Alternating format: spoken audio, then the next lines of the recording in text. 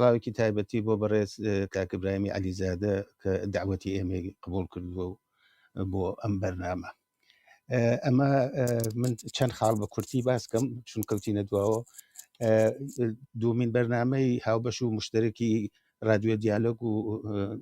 ڕاوێژە. ئێمە بڕیار وایە کە زنجیرە و بەرنمەیەکمان ببێ هەر لەسەر ئەم مەسەلە شۆڕشی ژینا بەرەو کوێڕوە لەگەڵ بەڕێزان دکتۆر کامرانی مەتین و دکتۆر هاشمی ئەحمەدزادە قسەمان کردووە. ئەویش هەر لە مەوردایە کە هیوادارین بە زووی بتوانین ئەوانیشە جێبەجێکەین. بەشی دووەمی قسەکانی دکتۆر عەباسی وەلیژ لەسەر ئەمە لە ڕۆژی حوتی مانگی ئابریلا دەست پێەکە. عەرزی بەسعادەتان کەم، پرسیار زۆرە، ئیبهامات زۆرە. ئێمە 4 پرسیارمان هەیە لە بەڕێز کاک ئیبراهیم، و یەک پرسیاری لاوەکیشە، دواییش دەست ئەکرێتەوە بۆ بەڕێزەکان کاک فەرڕوخ و کاک فەرهادوان تەوزیح هەدەن کە شتەکان چۆنە. ئەگەر ئیجازەم بێ من بچمە ناو پرسیارەکان. 4 پرسیارە بەڕێز کاک ئیبراهیم. یەک پرسیاری لاوەکیشە کە ئەگەر پێت باش بوو ئێستا جوابی بیتەوە یا بیخەیتە ناو هی پرسیارەکان. یەکەم پرسیارەوەیە وەزعیەتی گشتی ئێران و کوردستان چۆنە بینی؟ یعنی چه پارامترهایەکی جدید هاتووەتە کایەوە لەم 6 مانگە نامانەوێت زۆر بگەڕێنە دواوەوانە. پرسیاری دووهەم ئەوەیە شۆڕشی ژینا و داهاتووەکەی ئەم بزوتنەوە بەرەو کوێ ڕوات. پرسیاری سێهەم ئەوەیە بۆ حزبە کوردستانیەکان نەیانتوانیوە ستادێکی سیاسی هاوبەش پێک بێنن یا حەدیەقەل بتوانن هاوکاریەک پێکۆ بکەن. لێرە و لەوێ دوو حزب بێکۆ کردیەتی یا چەند حزب کاری تریان پێکەوە کردە، بەڵام لەسەر لانی کەمی داخوازەکان نەیانتوانیوە هەنگاوێکی جدی هەڵێنن. لەلایەکی ترەوە ئێمە بینین کە بەرەی ڕاست زۆر چالاکتر و فعالتر بووە، میدیای هەیە، پارەی هەیە، منشور بڵاوەکاتەوەوانە. لەو لای شەو منشورایەکی زۆر باش لە ناو ئێرانە بڵاو بووەتەوەوانە. پرسیارەکە ئەوەیە بۆچی چەپ نەیتوانیوە چ لە ئاستی کوردستان و چ لە ئاستی سەراسەری هەنگاوایەک هەڵگیراوە بتوانێت ستادێکی هاوبەش،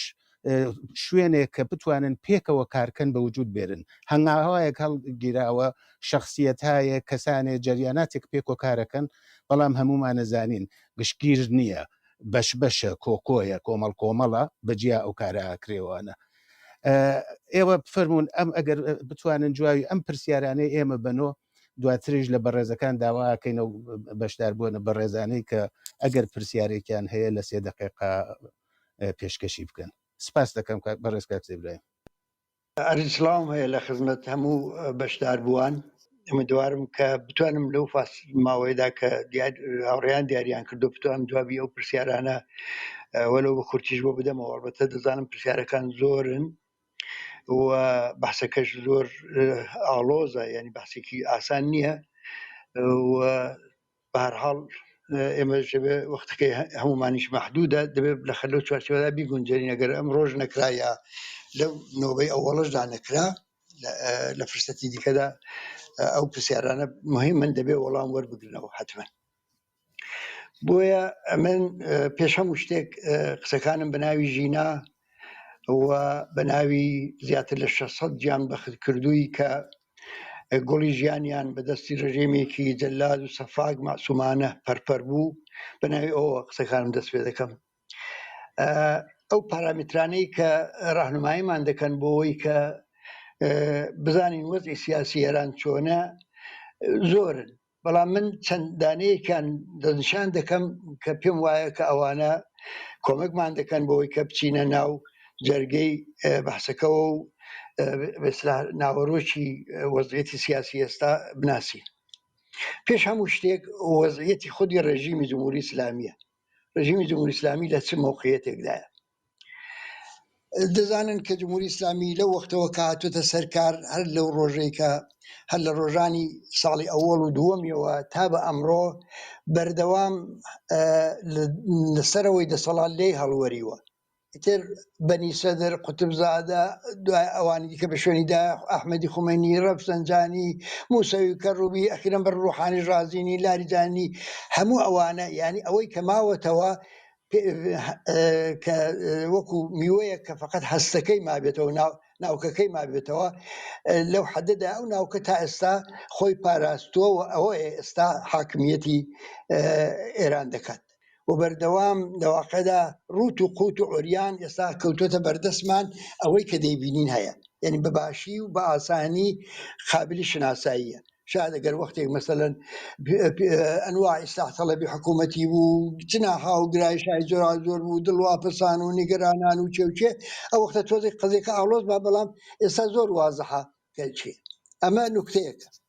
نکتەی دووەم ئەوەیە کە ئەو ڕژیمە تووشی بحرانێکی اقتصادی لاعیلاجە ئەم بحرانی اقتصادی لاعیلاجەش توولی 40 ساڵی ڕابردوو لەگەڵ خۆی هێناوە ئەڵبەتە بەڵام هیچ چارەیەکی نییە و ئێستا معلوم بووە کە بە پارەش پێی چارە ناکرێەوە بحرانە و دەزانین کە لە دەورەی حکوومەتی ئەحمەدی نژاددا نزیک بە 500 میلیارد دلار دەرامەدیان بوو کە هەمووی بەنێو قامکانیاندا هاتە خوارێ و هیچی لێشی نەبووەوە دایان بە سێرزەمینی و بەعزێک ساهمی ئیمام و یارانە و ساهمی عەداڵەت و بەو نۆعشتانە ئەو پوڵەشیان نەتوانی لە بوارێکی بەسلاح بەرهەمهێنان و گەشەکردنی ئابووریدا بیخەنە کار ینی پولیشیان بێ مەقصودم هۆی کارێکی گەورەیان بۆ ناکرێت ئێستا نزیک بە 50% ناوەندەکانی بەرهەمهێنان لە کار کەوتون بێجگە لە دوو مەرکەزی ئەسڵی کە دوای باسی دەکەم دەوری مهمیانەیە یەکیان نەوتەوەیان پێترۆشیمی ئەمانیان بەدەستەوە ماوە فعلەن ڕژیمەکان لەسەر ئەساسی دەرامەدێک کە بە هەر شکڵێک لە شکلەکان لەو دوو ئەرسێدا تەمین دەبێت بۆ ئیدارە دەکەن لەنە باقی دیکە هەمووی یا زەرەر دەدا یا بە هەرحاڵ لە فەسادێکی وهادا غەرقە کە هیچ بسلاح خێرێک بۆ گەشەکردنی ئابوووریە تەوسعی اقتصادی ئەو وڵاتەی لێ ناکەوێتەوە لەم ماوەیەدا ڕژیم مەجموعەیەک پاشەکشەی کردووە لە ماوەی 4 ساڵەدا مەجموعەیەک پاشەکشەی کردووە و لەگەڵ هەر یەک لە پاشەکشەکانیشی یەکێک لە بنەماکانی ئیدئۆلۆژیکەشی ڕووخاوە یعنی ئەو ڕژیمە نییە کە خومینی بناغەکەی داڕشت دەزانن کە وەختێک ئەو هاتە سەرکار لە شەترەنجەوە بیگرە حرامی کرد تا دەگاتە هەموو شتێکی دیکە بەڵام ئەمڕۆ کۆوایە ویدیۆ هات ئینتەرنێت هات ماوارە هات هیچ کام لەوانش بە قانون جێگیر نەبوون بەڵام بە پاشەکشەی ڕژیم پێی تەحمیل کرا دەمەوێت فقط لێرەدا تەفاوەتی بینی یەک نوکتە ئاماژەی بۆ بکەم کە کۆمەک دەکا بە ناسینی وەزعی سیاسی ئێران ئەویش ئەوەیەکە ئەو ڕژیمە قابلی ئیسلاح نییە بەڵام ئەو ڕژیمە وەکو هەموو ڕژێمیشی دیکە لە مەیدانی شەڕێکدا دەرگیرە کە ناچار دەکرێت عەقەب نشینی بکە پاشەکشە بکە بۆ ئەوەی کە لە سەنگەرێکی دیکەدا خۆی بپارێزێت و بەردەوام پاشەکشەی کردووە و ئێستا کە دوای باسی بزوتنەوەی ئێستا و جنبشی شۆڕشی ژینا دەکەین لەوەدا زۆرتر بۆمان دەردەکەوێت بەڵام سوالی ئەسڵی ئەوە نییە تا ئەو جگەی کە بەوزای سیاسی ئەسلی ڕژیم مەربوطەوە هەمووتان ئەو فاکتۆران دەزانن سوالی ئەسلی ئەوەیە ئەگەر وایە ئەگەر ئاوا تووشی بحرانێکی اقتصادی لاعیلاجە ئەگەر وا بەردەوام لێ هەڵوەریوە ئەگەر بحرانی اقتصادی پێ چارەسەر ناکرێەوە ئەگەر وایە بۆچی هەر بەردەوامە من سعی دەکەم ئەو فاکتۆرانەی کە بوونە هۆکاری بەردەوامانەوەی ئەو ڕژیم ئەوانە ئاماژە پێ بکەم کە چونکە ناسینی هەر کام لەو فاکتۆرانە کۆمەکمان دەکا بەوەی کە بزانین کەموکۆڕەکانمان چێوە چۆن دەتوانین لێی دەرباز بین پێش هەموو شتێک هەموو کەس دەزانێت کە یەکێک لە هۆکارەکانی مانەوەی ڕژیمە سەرکوت شەدیدە 40 ساڵە ئەو کارە دەکا و هەموو سازمانێکی سیاسی تار و مار کرد هەمووی لە مەیدان بەدەرکردن هەمووی کردنە سازمانی سیاسی تەبعیدی هەتا هەستەهایەکی زۆر چکۆڵی تەشکیلاتیشی پێوە نەهێشتن تۆزێ لە کوردستان لەو لە حەزەوە وەزعەکە فەرقی بوو دەنا باقی شوێنەکانی دیکە هەروە بوو ئەوە سەرکوتی شەدید بوو لە شۆڕشی ژینادا دەزانین کە لە ماوەی ئەو 6 مانگی ڕابردوودا وەحشیانەترین ئەشکەنجیان بەکارهێنا دیتمان نزیک بە 30,000 کەسیان دەستگیر کرد ئەمانە بە ئێمە دەڵێن کە یەکێک لە هۆکارەکانی ئەسڵی ئەو مانەوە ڕژیمە دەستگای سەرکوتێتی بەڵام ئەوە کافی نییە. یەکێکی دیکە لە هۆکارەکانی مانەوەی ئەوەیە کە هێشتا دەستگای سەرکوتی ئەو ڕژیمە ئینسجامی خۆی پاراستۆ. یەکێک لە مەرزوماتی بە سەرکەوتن گەیشتنی هەر شۆڕشێک یا بەرەو پێشچوونی هەر شۆڕشێک ئەوەیە کە هەنگاو بە هەنگاو دەستگای سەرکوت تووشی تەردید و تەزەلزول دەبێت و توانای سەرکوتکردنی لەدەست دەدا. ئەو ڕژیمە لە توولی ئەو 400 ساڵدا و ئەخیرەنیش ئەو توانای سەرکوتەی پاراستۆ. من ئەڵبەتە دەزانم تەزەلزولیش کەوتۆ ئەخیرەن شتێکی سپای پاسەرانیش بڵاو بۆ کاڵبەتە من تەردیدێکشم هەیە لەسەر وجاهەتی نیکەکەی ئەوەی کە ئایا واقعەیە نا ئەو بەجێ خۆی، بەڵام بە هەر حاڵ ئەگەریش کەسانێک نمونەهایان هەبێ لەوەی کە پێمان بڵێن کە ئەو ڕژیمە دەستگای سەرکوتەکەشی ئینسجامی خۆی وەکوجارە نەپاراستۆ، ئەوە نمونەهایەکە وەلی لە ئەسڵا دەستگای سەرکوت هێشتا ئینسجامی خۆی لەدەست نەداوە. تۆری سێهەم ئەوەیە کە هەژاری و فەقیریە. هەژاری و فەقیرکردنی خەڵک یەکێک لە ڕێگاکانی سەرکوتە. هیچ وەخت هەژاری شرایطێکی مساعد نەبووە بۆ شۆڕشکردن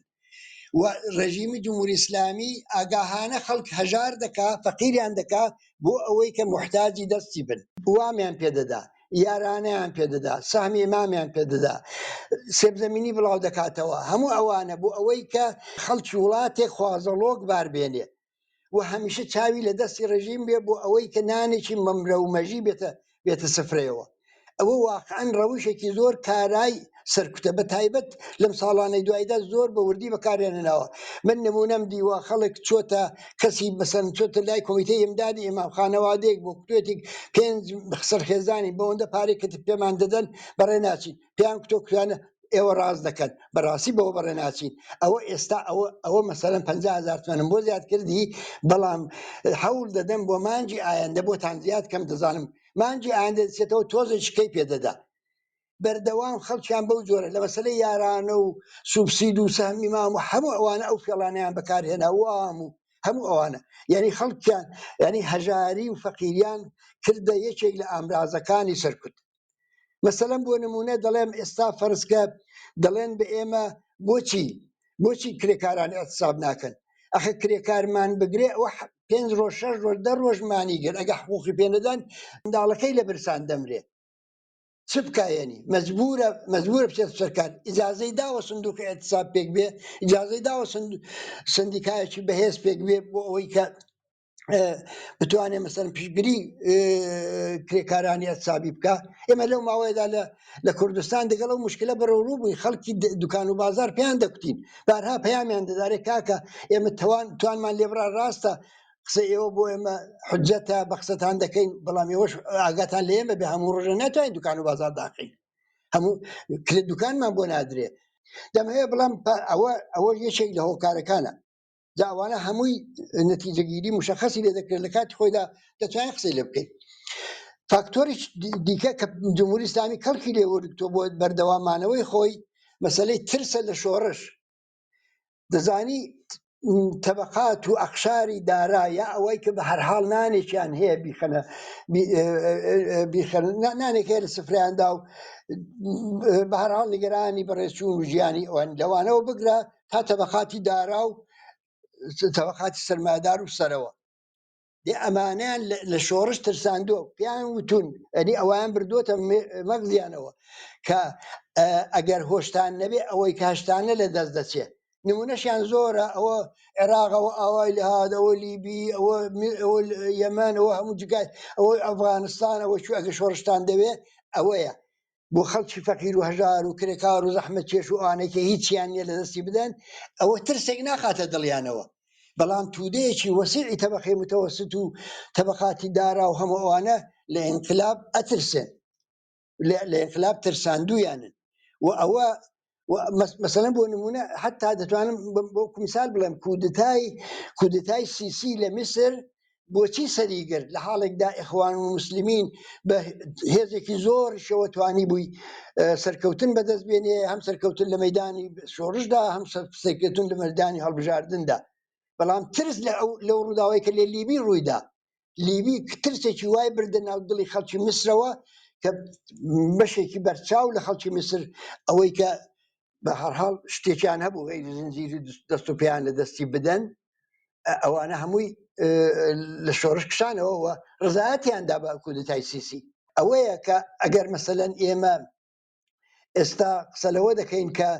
جمهوری ئیسلامی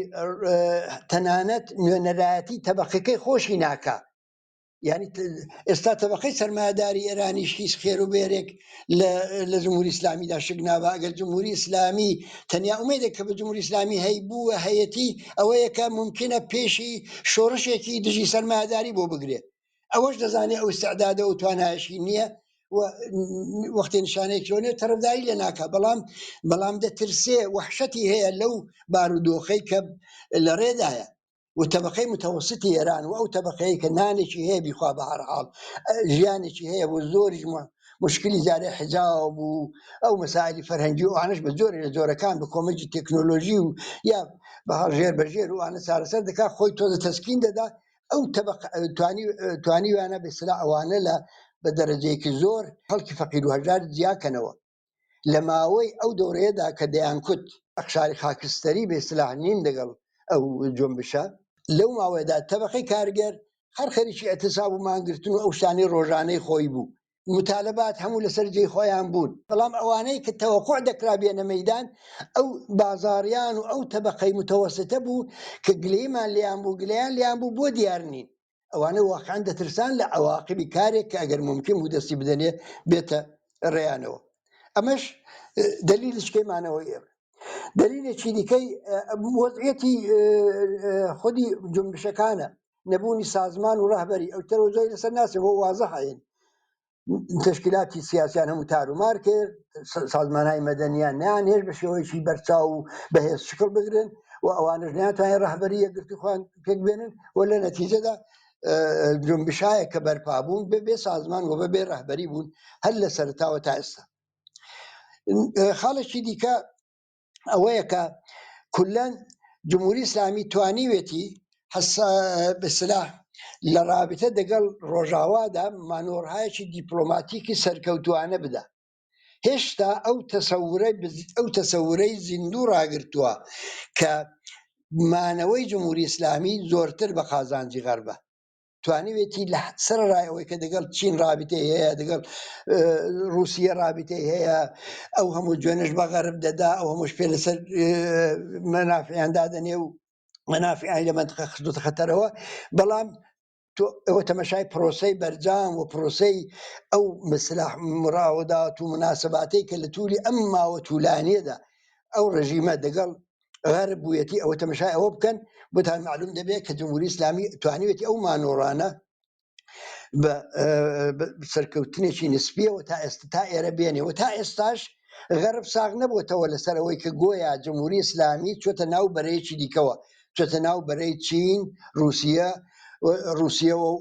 ئەوە قەتعی بۆتەوە هەر بۆیە ناومێد نین و دڵیان هەر بەمانەوەی ئەو ڕژیمە خۆشەوە بنابەرین بە شێوەیەک لە شێوەکان بە شێوهای جۆراجۆریانی ئەوڵ دەدەن بیپارێزن هەر ئەو ڕژیمە بمێنێ خاڵێکی دیکە ئەوەیە کە ڕاستە ئەو ڕژیمە تووشی بحرانی اقتصادیە بەڵام بەشی مانەوەی خۆی سەرچاوەی داراییەکانی وشک نەبووە سەرچاوەی داراییەکانی هەر تحریمی اقتصادی هەر شتێکی هەیە نەوت و پێترۆشیمی بووە باوکو ئەو هەموو شکستە بەسەر سەنایع و وەرشکستەجی و هەموو ئەوانە داهاتۆ بەڵام ئەو دوو عەرسەیە هەروە زیندوو ماوەتەوە بە قاچاقوچاقی بۆ بە هەر شێوەی لە شێوەکان بووە توانیوێتی بەشی بەڕێوەبردننی پرۆژەکانی و هێزە سەرکوتگەرەکانی بەشی ئەوانەی لێ هەڵکڕێنێ ئەمانە هەمووی دەستیان داوەتە دەستێەوە بۆ هۆیمانەوەی ئەو ڕژیمە بۆ هەرکەم لەوانە گەل لێ کۆڵینەوەی سەر بکەین پێمان دەڵێ کە دەبێت چ بکەین بۆ ئەوەی کە لێ دەرباز لە چەنگۆ ڕژیمە نجاتمان بێت لە نەتیجە ئەو واقعیەتانەیە کە وەزعێک پێکاتەوە ئێستا کە نە ڕێژیم بە تەواوی قادر بە کۆنتڕۆڵی ئەوزاعەوە نە ئۆپۆزیسیۆنێکی وە یان نە جنبشی خەڵکیش ئامادەگیەوەی هەیە کە وەزعیەتەکە بە نەفعی خۆی بگۆڕێ جا لە پرسیارەکانی کە هەمەی خاچی باسی کرد باسی مەسئلەی ئینقلابی ژینا و موقعیەتی ئەو ئینقلابە و داهاتۆکەی کرد کە لەواقعدا بەحسی ئەسلی دەتوانێت بەحسی ئەسلی ئەو شەوی ئەمە بێ. من بۆ ئەوەی کە بچمە ناو ئەو بەحسەوە دەپێشدا باسێک دەکەم کە تۆزە جەمبەی کولیتری هەیە. ڕەوانشناسی ببخشن کۆمەڵناسی جامەشناسی زانستی باسی دوو نوع شۆڕشمان بۆ دەکات. دەڵێ دوو نوع شۆڕش هەیە لە ڕووی تئۆریکەوە لە ڕووی نەزەریەوە، شۆڕشێکی سیاسی و شۆڕشی ئیجتیماعی. شۆڕشی سیاسی قرارە حکوومەتێکی خودسەری خودکامەی سەرەڕۆ سەرنگون بکە بە پێی ئەو تعریفە، و شۆڕشی کۆمەڵایەتی یا شۆڕشی ئیجتیماعی قرارە مناسباتی بینی ئەفرادی جامعەش مثلا ئاڵ و گۆڕ پێ بکە. یعنی بێجگەلەوەی کە حکوومەتی خودکامە سەرنگون دەکا، مناسباتی بینی ئەفرادی جامعەش تێک دەگۆڕێ، وەکو مناسباتی بینی کارگەران و سەرمایه‌داران، مناسباتی بینی ژنان و پیاوان، سنەتایەکی ڕایج ناو جامعە، ئەوانە دەبێتە ئامانجی دین و سیاست و هەموو ئەوانە. انقلاباتی سیاسی و انقلاباتی بەسلاین کۆمەڵایەتی یا انقلابی اجتماعی بە خەتکەش لێک زیان ناکرێنەوە. یعنی ئەوانە نییە بڵێ مەسەرن ئێستا ئێمە هەوڵ دەدەین بۆەوەی کە انقلابێکی سیاسی بکەین، شۆڕشێکی کۆمەڵایەتی بکەین، شۆڕشێکی سیاسی بکەین، ئەو ڕژیمە سەرنگون بکەین، جا دوایە قسە لە ئەوە دەکەین کە چ گۆڕانکاریەک لە مناسباتی بینی مناسباتی اجتماعیدا دەکەین، لە مناسباتی بینی کارگەر و سەرمایه‌دار، ژن و پیا و میلەتانی تحتی ستەم و ستەمگەران و سنەتی دواکەوتوی ناو جامعە، دوایە قسە لەوانە دەکەین. ئەمانە ئەوە غیرە واقعی، ئەوە تەسویرێکی مێکانیکیە لە تەفکیکی دوو ئینقلابی سیاسی و ئینقلابی اجتماعی یان ئینقلابی کۆمەڵایەتی. شۆڕشی بۆ ئەوەی بتوانی ڕژیمێکی خود سەرەڕۆ، ڕژیمێکی وەکو دیکتاتۆر وەکو کۆماری ئیسلامی سەرنگونکەی، احتیاجت بە نیرووە. دێ ئەو نیرووە لەکوێیە؟ یا ئەو نیرووە لە هێرشێکی دەرەکیە و دەستێوەردان و دەخالەتێکی دەرەکیەوە سەرچاوی گرتووە، مەسەلەن دێن وەکو لە عێراق هاتن ئەو وڵاتیان داگیر کردیا، مەسەلەن لە لیبیا لە بەعض جێگایەک ئیتر بەهێزی چەکدار چوون وڵاتەکان داگیر کرد و دەوڵەتەکان سەرنگون کرد، یا لەوەیە کە ئەمە ئومێدێکمان بۆنیەوە بۆش ناڵێن شۆڕش، بۆش دەڵێن دەخالەتی خارجی ئیستیعمار یار نێوێکی لەسەرنی. ئەگەر قرارە پس ئەگەر قرارە بە هێزی جەماوەری خەڵک بە هێزی شۆڕشێک کرد لە خوارەوەی کۆمەلگا هەڵدەخڵێ بەوە ڕژیمێکی خودکامە سەرنگونکەی، خۆب دەبێت پێم بڵێ ئەو هێزە چۆن بەسیز دەکەی کە بێتە گەڵت، ئەو هێزە چۆن بەسیز دەکەی کە هەمڕاهی دەگەڵ بکە تا ڕژیمێکی خودکامە سەرنگونکەی. ئەگەر تۆ بە میلەتی کورد نەڵێ کە ئێمە مافی دیاریکردنی چارەنووسی تۆ بە ڕسمیەت دەناسین، ئێمە هەموو ئاسەوارەکانی ستەمی نەتەواتی لە وڵاتە پاک دەکەینەوە، ئێوە ئازادن سربەستن لە پێکەنانی ژیانی سربەست بۆ خۆتان، سربەخۆیی دەوڵەت بێ، ژیانی ئاسوودە، هەرچی ئەوانەی کە سەرچاوەکەی لە ستەمی میلی بۆ ئەگەر پێیان نەڵێ، ئەگەر نەسی ئەو میلەتە چۆن دەتوانی بەسیجکەی بۆ مبارزە لەگەڵ ئەو ڕژیمە سەرکوتگەرە. لەبەرەوە ئەو قسەی کە مەسەلەن بۆ نمونە دەکوترێ جارێ بە ئەو ڕژیمە سەرنگون نەکاکە، ئەو ڕژیمەت بۆ سەرنگون ناکرێ ئەگەر دڵنیایی بە خەڵکی کورد نەدەی. دەتەوێت ژنانی ئەو وڵاتە بەسیجکەی لە ئەلەهی دەبێت بڵێ کە باری قورسایی ئەو هەموو ستەم و تەحقیر و سوکایەتێک کە دەیان ساڵە بە ئێوە کراوە لەسەر سانتان هەڵدەگیرێ، دەبێت ببی بە شوێنگرەوەی شۆڕشێکی گەورەی وەکو شۆڕشی ژینا، دەبێت ئەوە بکەیت، دەبێت ژن بێنێ بیکێ سەرقافڵەی ئەوە کە بت ئەو شۆڕشە کە هێناتە ئەو حەدەوە کە برتە ئەو ئاستەوە، جا ئەو وەختە دەتوانین لەسەر هێزی ئەویش حساب بکەیت. کرێکار چۆن دێنە ئەو مادەوە؟ کرێکار ئەگەر قسە لەسەر ئەوەیە بە کرێکار وعدە بدە ئێمە هاتینە سەرکار حەدیاقەلی حقوق تۆزی دەبینە سەرێ، بەوە دڵخۆش دەبێ، بەوە بەسیج دەبێ، بەوە حازرە فیداکاری بکە، بڵێ کاکە جوابت دەداتەوە، دەڵێ کاکە من هەر وردە خەریکم ئەوانە تەمین دەکەم، پێ زەحمەت کێشەی گەورەم بۆ دروست مەکە. دەبێ وعدەی دنیاش ئازاد و بەرابەری پێ بدەیت دەبێ وعدەی ڕێگای پێ نەهەر وعدە دەبێ پێی نیشان دەی کە دنیایەکی دیکە ممکنە زیژانێکی دیکە ممکنە سەرنوشت و هەر ئەو کۆڵەمەرجێنی ئەو شرایطە نیە کە تێدای هەر سنەتای ڕایجی ناو کۆمەلگا دواکەوتوی هەر شتێک کە دەیبینی بۆ بەسیجی نیرو بۆ بە مەنزوری سەرنگونی ڕژیمێکی خودکامە مەجبوری دەستبەری بۆ ڕیشەکانی کۆمەڵایەتی کە ئەو هێزانە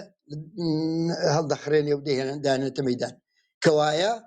کەوایە ئەو دوو ئینقلابە انقلابی سیاسی و انقلابی اجتماعی بە خەتکەش یا بە شێوەی مێکانیکی لێک زیان ناکرێنەوە ئەوانە تێک هەڵپێکراون تۆ بۆی بتوانی انقلابێکی سیاسی بە سەمەر بگەیەنی بە نیروی بەو بە هێزی شۆڕش بە سەمەری بگەیەنی دەبێ دەستبەری بۆ ڕیشەی کێشە کۆمەڵایەتیەکانی ناو کۆمەلگایە چەندەی بۆت کرا چەندەی دیارە هەموو ئەوانە جا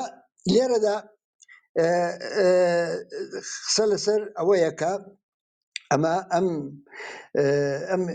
بەسەلا پرۆسەی تێکەڵبوونی ئەو دوو انقلابە یعنی ئەوەی کە دوو انقلابە لێک جیان ناکرێنەوە و یەکیان بەبێ ئەوی دیکان موێسەر نییە من قسە لە کودتا ناکەم قسە لەسەر گۆڕانکارێکی میکانیکی ناکەم قسە لەسەر ڕووداوێکی پێشبینی نەکراو ناکەم کە ڕژیمەی دەگۆڕێ باسی انقلاب دەکەین لێرە باسی انقلابی ژینامان کرد کەوایە لێرەدایە کە ئەهمیەتی ئەم دروشمی شۆڕشی ژینا ئەو بەحسانەی کە ئێمە بسلان جناحی چەپی ئەو جامعەیە کولەندێکە ئەهمیەتێکی تایبەت پەیدا دەکات کە بە ئێمە دەڵێن ئێوە ذهنین ئەوانەی ئەوە دەڵێن ئارزوهایەکی خەیاڵیە جارێ هەموو خەڵک مشکلی ئەو ڕژیمەیە با لەو ڕژیمە نەجاتی بێت جادوی ئەبزانین چ دەبێت ئەوانەی کە ئەو قسانە دەکەن ئەوانەی کە ئەوە دەکەن بەواقع هیچ حسابێک لەسەر شۆڕشێک کە لەسەر شانی کۆمەڵانی خەڵک بناکرابێ حسابێک بۆ ئەوە ناکەن و ئومێدەوارن بەوەی کە دەستێکی غەیبی لە جێگایەکەوە بێ یارمەتیان بدا ئەوان بەدەسەڵات بگەێنێ سەبارەت بە شۆڕشی ژینا زۆر قسە کراوە من تۆزێک وارد سەتێکی کۆنکرێتتر لەو بەحسە دەبم دیارە ئەو شۆڕشە هەمووتان دەزان لە کوردستانەوە دەستی پێکرد بەڵام یەک بۆچوونی غەڵەت هەیە ئەوش ئەوەیە کە دەڵێن کە ئەو شۆڕشە لە کوردستانەوە خۆڕسک بوو خود بە خودی بوو بۆچی ئەوە دەڵێن ئەوانەی کە ئەوە دەڵێن بۆ ئەوە دەڵێن کە نەقشی دەوری ئەحزاب کە نقطەی قووەتی جنبشی کوردستانە و نقطەی قووەتی خەڵکی کوردە لە مبارزەیە کە تا ئێستا هێناوێتیوە لە داهاتوو جابەرەوەی دەبا ئەو نقطە قووەتەی لێ بستێننەوە ئێمە من لە بیرمە کە جمهوری ئیسلامی کلیپێکی تهیە کردووە لە دژی ئێمە لە دژی بەستا ئۆپۆزیسیۆن و بەشێک لە قسەکانی منی بە سەنەد گرتووە کە لەگەڵ BBC کردومە و کوتومە ئەم حرکاتەیە کە لە کوردستان دەکرێت ئاگاهانەیە و سازماندراوە ئەو جمهوری ئیسلامی لەو کلیپەدا کە بڵاوی کردو ڕەنگە زۆرێک لێوە دیبێتان لەو کلیپەدا ئەوە دەکاتە پاساو بۆ ئەوەی کە بۆمباران و موشکبارانی مەقەڕاتی ئۆپۆزیسیۆنی پێتەوجیهکە بەڵام ئەوە واقعیەتێکە ئەو واقعیەتێکە کە ئەگەر جنبشی ژینا شۆڕشی ژینا لە سەتی ئێراندا ڕەهبەری نەبوو لە کوردستاندا ڕەهبەری بوو بەڵام دیارە ڕەهبەری کەم و کووری بوو ڕەهبەریەکەی فراوپڕ نەبوو دەبێت قسە لەسەر بکەین بزانین کەمبوودەکانی چ بوو دەنا ئەو شەوەی کە ژینایان دانەویست بەنەهێنی لە گۆرستانی ئایچی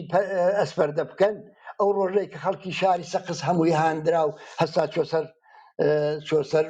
چۆ گۆڕستانی ئایچی و نەیهێشت ئەو خانەوادەیە بەتەنیا بمێنەوە ئەو ڕۆژەی کە مانگرتنی گشتی بە شوێنیدا سازماندرا و سەرنجام کولی قەزیەکەی لە ئێران تەقاندەوە ئەوانە هەمووی مۆرکی ئەحزابی سیاسی پێوە بوو پێشنەهاد و نەزەر و هەموو ئەوانەیە مەشوەرەت کرابوو و هەماهەنگی کرابوو بە هەموو کەم و کۆڕێکەوە کە بوو لە ڕۆژانی دواتردا ئەلبەتە خۆ دیسانیش مۆری ڕەهبەری و ئاگاهانەی پێوە دیارە چێ بوون ئەوانەی ئێمە خۆمان یەکی لەو لایەنە بووین کە وتومانە بە هەم بە خەڵکی کورد و هەم بە کۆمەڵانی خەڵک لە هەموو ئێرانمان کوتووە چاوەڕێی سەرکەوتنێکی خێرا و زوودرەست مەکەن چاوەڕێی سەرکەوتنێکی ئاسان مەکەن ئەم شۆڕشە هێشتا هەموو هێزەکانی خۆی هەموو هێزەکانی بالقووەی خۆی نەهێناوەتە مەیدان. ئێمە زۆرمان ڕاستە پێمان ناخۆشە ئەگەر ئەو ڕژیمە ڕۆژێکی ئەمری درێژتر بێتەوە، بەڵام ئێمە پێویستمان بەوەیە کە هەوڵ بدەین سەرکەوتنی خۆمان بە کەمترین زەرەر قەتعیکەینەوە. زۆر کەس بە ئێمەیان دەکوت ئێوە بە بانگەوازی مانگرتنی گشتی لە کوردستان خەڵک دەنێنەوە ماڵێ، خەڵک ئەوان هاتۆتە سەر خەیابان ئامادەگیە بۆ هاانیان نادەمسم وانەکای دەوڵەتی مەراکزی دەوڵەتی ێژغاڵ بکەن. ئێمە هەوڵماندان بەش بە حاڵی خۆمان هەوڵماندا کە نەک تەسلیمی ئەوە نەبی بەڵکە ڕێشی لێ بگرین خەڵک وا ڕاهنمایی بکەین کە سەرکەوتن وەختێک سەرکەوتنە کە هەم قەتعی بێ و ئەم سەرکەوتنەکە قەتعی بێ و هەمیش بە کەمترین زیان ئەو سەرکەوتنە مەیسەر بێ. جا لەبەرەوە کوردستان واقعدا دەتوانم بڵم ئەو دوو نەخشی بۆ یەک سوێسخەری شۆڕشەکە بۆ چەخماغی شۆڕشەکەی لێداوە، دوو هەوڵی داوە من ئەوە دەڵێم هەموو ئەو کەلیماتە قەیدی خۆیان لەگەڵ هەوڵی داوە عنسوری ئاگاهی و عنسوری ڕەهبەری و عنسوری هدایەت ئەوەی تێدا بەهێزتر بکە. مەگەر نەماندید ڕۆژانێک کە تەمایل بەوەی کە هێزی چەکدار بچێتەوە وردە وردە ئەندێکی وەسوەسە دەکرد و کردیشی و تا ئەندازەی بەڵام پێشی گیرە. خۆ ئەوە ینی کاری ئاگانەوە دەزانین کە ئەگەر ئەوە ڕووی دابا چ دەقەومە ئەگەوە ڕووی دابا داستانی 40 ساڵی ڕابردوو تێکرار دەبووە. جنبشی کوردستان ئیزۆلێ دەبوو لە هەموو جنبشی سەراسەری و جمهوری ئیسلامی خۆی بە سەرکوتکردنی ئێمە سەرگەرم دەکرد. شارەکانی لە دەستاندینەوەی تر هەموو داستان محورەکان و دوای مەرزەکان و تا ئێستا و ئەوە نەمانێژێمەوە ڕوودا. دەمەوێت بڵم کە هەرچەندی ئێمە ڕەخنەمان لە حەزابی سیاسی بێ، هەرچەندیش ئێمە زۆر ڕێگا بێستا بۆ تەمینی ڕەحبەریەکی واقعی کە لە بەرمانە دوێ پێوین نابێ ئەو واقعیەتەمان لەبیر بێتەوە کە جمهوری ئیسلامی و بەرەی ڕاستی ئۆپۆزیسیۆن بە نەزەری من هەردووکیان لە ئاماهەنگێکی غیرە ڕسمیدا هەوڵ دەدەن جنبشی کوردستان لەو نقطە قووەتەی خۆی بێبەشکەن، ینی خەڵکی کوردستان لە ئەحزابی سیاسی لە واقعدا جیاکەنەوە و کەسانێکیش بە نەزەری من کە نائەگاهانە بکەونە شوێن ئەم ڕەوتە لە واقعدا زەرەر دەگەێنن نەقازانج. سەبارەت بە خودی ئەوەی کە ئەم شۆڕشە بەرەو کوێ دەچێت، چونکە پرسیارەکە ئەوەیە من بەڕاستی ئەوەی کە چاو لە 40 ساڵی ڕابردوو دەکەم دەزانم کە تقریبا هەر بە 100 ساڵ جارێک سەرهەڵدانێکی گەورە لە ئێران ڕووی داوە، نزیک بە 30 سەرهەڵدانی گەورە ڕوویان داوە لە 71 لە 78 لە 88 لە 96 لە 98 هەر کام لەوانە ئەگەر بە جیا تەحلیلی بکەی بەشێکی دیاریکراو لە کۆمەلگای لەگەڵ بوو. ناڵم خۆ مەسەلەن ئەوانە بە دقەتی ڕیاضی لێک جیا دەکرێنەوە، بەڵام خۆ معلومە مەسەلەن جنبشی خارجی مەحدودە ئەوانەی لە مەشهەد و لە شوێنەکانی دیکە سەری هەڵدا بەشی خەڵکی فەقیردشینی گەڕەکەکان بوون. یامە دەزانی مەسەلەن جنبشی دانیشتجووی 76 و 78 وانە جنبشێکی دانیشتجوویی بوو کە هاتە ناو خیابانەکان و تۆزێک جمهوری ئیسلامی خستە بوحرانێکی سیاسیەوە. یا دەزانی 88 ڕێی مەنک و جنبشێک بوو جنبشی تەبەقەی متەوەسیتی شاری بوو کە چوو بۆ ڕێیدا بوو ڕێیەکەی جێخۆی نەگرت بۆ ئێترازی دەکرد بۆ هێزیش بوو. دەزانی 96 و 98 تایبەتمەندەکانی چ بوو؟ شۆر بوو بۆ بەرەو خەڵکی فەقیر و هەژار و داخوازیەکانی داخوازی خەڵکی زەحمە چێژ بوو، خەڵکێکن ناومێت ببوون لە ئیسلاحات و ناومێت ببوون لە سندوقی ڕێی و ئەوانە هەموو ئەوانە تایبەتمەندی خۆیان هەبوو. جنبشی 1401 یا شۆڕشی ژیناش تایبەتمەندی خۆی پێوە بوو. ئەو تایبەتمەندێ بریتی بوولەوە بەشێکی ژنانی تەحقیرکراوی پاماڵکراو دەنگیان هەڵبڕی. ئەلبەتە هەر لەو ڕۆژدانە زۆر لەوە پێشتر لە حرەکاتی جۆرا جۆردای ئەمە نیشانەکانی ماندەدی، بەڵام لە دوای جامدەختکردنی مەزلومانەی ژینا دوای ئەوە ئیتر تەقیەوە و بوو بە حرەکەتێکی گەورەی کۆمەڵایەتی. بەڵام جنبشی جوانان بوو. ئێمە هەر ئەو وەختەش ئەدەبیاتی ئێمە یا قسەکانی ئێمەتان تاقیب کرد بێ ئێمە وەختەش وتومانە سەرکەوتنی ئەو جنبشە لە گرەوی ئەوەدایە کە پەیوەند بخوا دەگەڵ ئەقشاری خوارەوەی ئەو جامعە خەڵکی فەقیر و هەژار کرێکاران زەحمەت حتا لە موردی ژنانیشدا دەبێت پەیوەندی بخوا بە جنبشی ژنانی خەڵکی زەحمەت چێش یعنی ژنانی فەقیر و هەژار کە زۆرترین باری فەقیری و هەژاری بەسەر ئەواندا دەڕوخێ بۆچوونی ئەمە بووە ئێستا کەسانێک هەن کە تۆوی ناومێدی لەو جنبشە بڵاو دەکەنەوە من پێیان دەڵێم هیچ کام لەو حرەکەتانەی کە تا ئێستا لە ئێران کراوە ئەو بزوتنەوە گەورە کۆمەڵایەتیانەی کە جاری وا بووە 150 شاری ئێرانی داگرتووە 100 شاری ئێرانی داگرتووە هیچ کامیان نەیتوانیوە 4 مانگ و 5 مانگ و 6 مانگ بەردەوام بێ ئەوە یەک دووهەم ئەوە کە هیچ کامیان نەیتوانیوە عەرسەهایەکی ئاوام و تەنەوع لە مبارەزە و لە خەبات بکاتەوە بەڕووی جەماوەر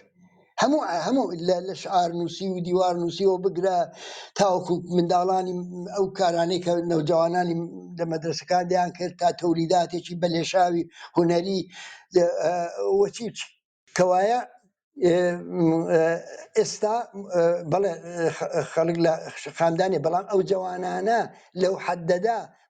بەو مقیاسە بۆ لە خەیاباندا مابانەوە بۆی زۆرتریان کوشتبان زۆرتریان دەستگیر کردبان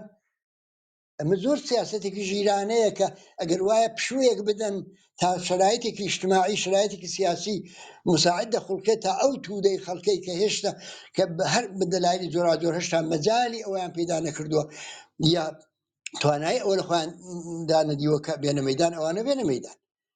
و ئەوەش ئەوە عەقەب نشینی نییە ئێمە تەمەشاکەن بزوتنەوەی متالەباتی پێش شۆڕشی ژینا هەبوو جنبشی معلمان بوو بزوتنەوەی کرێکاران بوو بزوتنەوەی حرەکەتی کامیۆنداران بوو زۆر